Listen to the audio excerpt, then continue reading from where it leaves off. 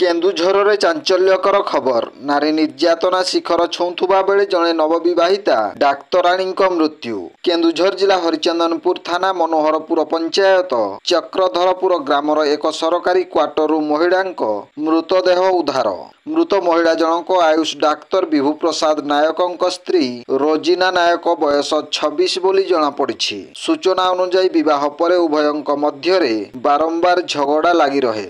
ଏନେଇ ବାରମ୍ବାର ଆପୋଷ ବୁଝାମଣା ହେଉଥିଲେ ମଧ୍ୟ ପରବର୍ତ୍ତୀ ସମୟରେ ଯେକୌଣସି ଏକ କଥାକୁ ନେଇ ପୁଣି ଦୁହିଁଙ୍କ ମଧ୍ୟରେ ଝଗଡ଼ା ସୃଷ୍ଟି ହୁଏ। ତେଣୁ ମୃତ ମହିଳାଙ୍କ ବାପଘର ଲୋକମାନେ ସୁଚିନ୍ତିତ ଯୋଜନା କରି ହତ୍ୟା କରାଯାଇଥିବା ଅଭିଯୋଗ କରିଛନ୍ତି।